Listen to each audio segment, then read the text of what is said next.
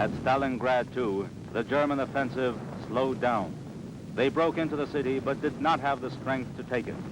Meantime, the Soviet forces continued to build up their defenses. Their raging, burning hatred of the enemy proved stronger than death.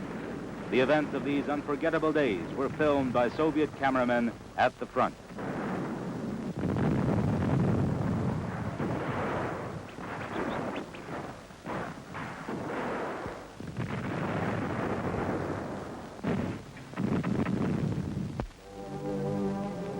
The 62nd Army of the Stalingrad front, which had been squeezed right up to the Volga, fought under unbelievably hard conditions.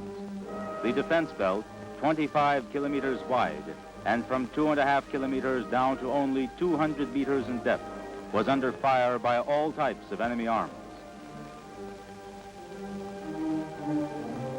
The dugouts of Army headquarters on the steep bank of the Volga were like birds' nests in the sand. The military council of the Army, headed by General Chuikov, who was in command, guided the defense operations from here.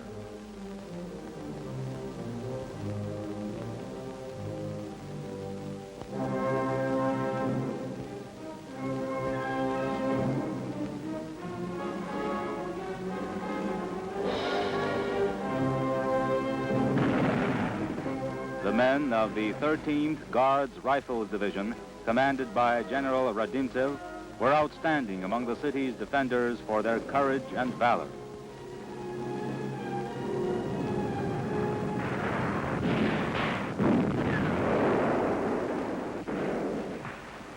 Stubborn fighting with heavy losses now moved into the streets of the city.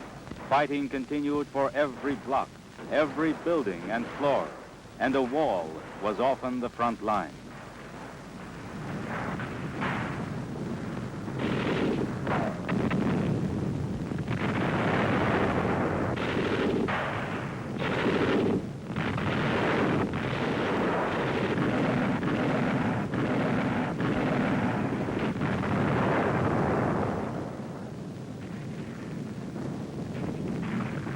Sniper Anatoly Chekhov shot down many a German soldier and officer.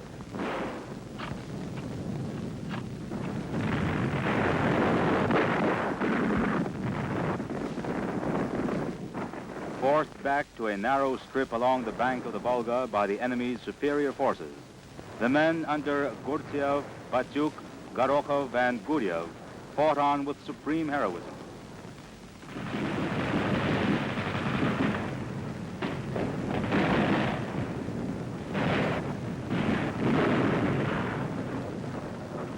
History has not left us the names and ranks of those who laid down their lives in the fighting on the Volga. But the Soviet people cherish beyond measure even these nameless film records.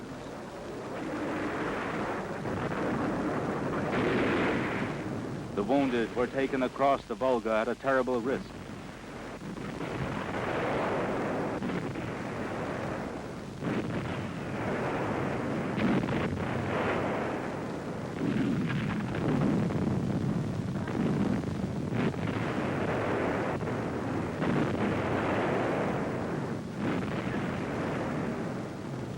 This was known as Ludnikov's Island. Completely surrounded, it was a pock of resistance which for 70 days fought a defense to the death. The 138th Division under Colonel Ludnikov prevented the enemy from reaching the barricade works. This small piece of land on the riverbank has become a legend. It extended 400 meters along the front and was 300 meters in depth. From here, reports were sent to Army headquarters. These brief words meant so much. Exceptionally hard, fierce fighting.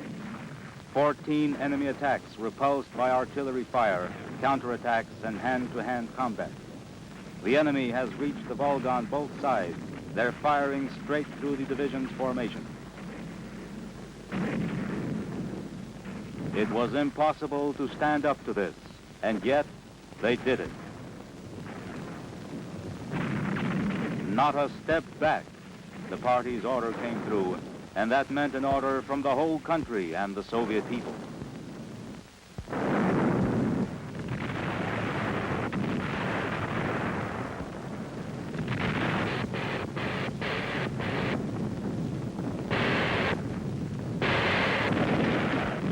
machine gunner Staratuptsev died the death of a hero. It was an unwritten law of frontline brotherhood that the living gave an oath to those who had been killed. We'll stand to the death. An unforgettable page in the history of the Battle of Stalingrad was Sergeant Pavlov's house, where a small garrison kept up a defense for 2 months. Shoulder to shoulder they fought, Lieutenant Afanasyev, Guard Sergeant Yakov Pavlov, Privates Ilya Voronov, Faizaran Ramazanov, Ahmed Turdiev, Nikolai Masyashvili, and Vasily Glushchenko. There were others, too. Many of them known, still more unknown. These are just a few names and facts from the frontline history of those grim days.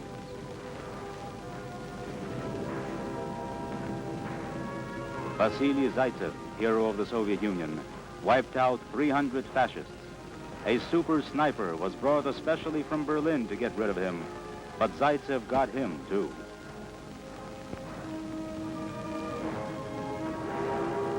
"198 combat missions were flown by Captain Yefremov, twice hero of the Soviet Union.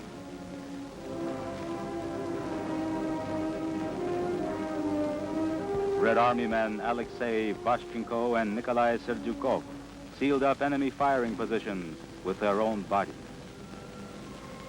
After pouring liquid fuel over himself, Private Mikhail Panikacha hurled himself at a German tank, a living torch, and set it ablaze.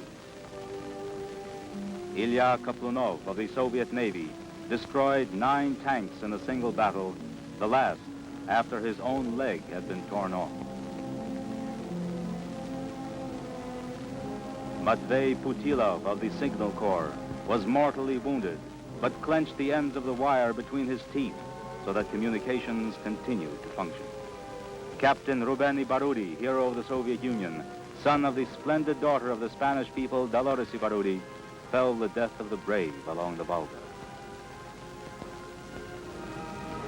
Eternal glory to the heroines of the Battle of the Volga, Olga Kovalyova, member of the Communist Party. She smelted steel during the war and then volunteered for the civilian guard. She was killed in the fighting for the Stalingrad tractor works. Another woman to meet a heroic death here was Gulia Karalyova, stretcher bearer, whose name was entered forever as an honorary member of her unit. Natasha Kachuevskaya, also stretcher bearer. Defending badly wounded men, she waged a single-handed battle and with her last grenade blew herself up together with the attacking Germans. The Soviet people were unshakable in that terrible ordeal. They had faith in the triumph of the socialist system. I want to go into battle a communist. That was how applications for party membership often began, and there were many of them. The most stalwart of all joined the party.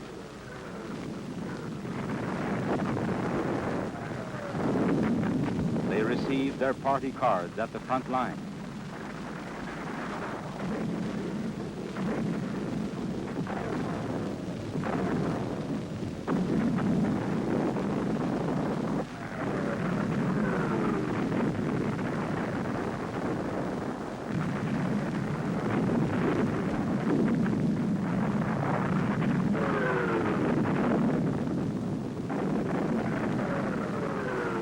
Ships in the Volga River Fleet and Red Navy landing troops fought with the city's defenders.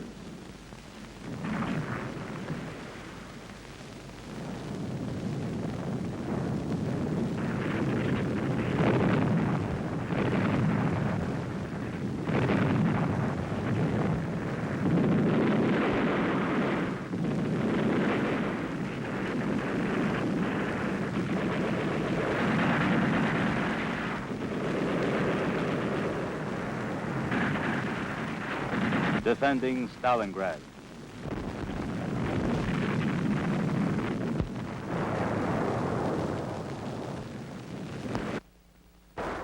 The enemy broke in the factory district and every shop became the scene of fierce fighting. Here you see the Nazis in action. Look closely. This film was shot by their own cameramen. You see how uncertain and cowardly their movements had become.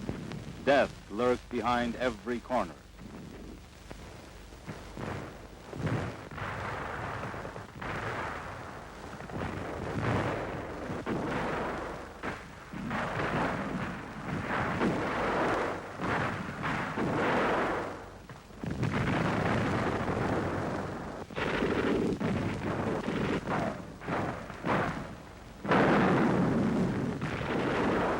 The Soviet soldiers adapted themselves to fighting amid the ruined buildings. Spurred on by hatred for the enemy, they gave the Germans no rest.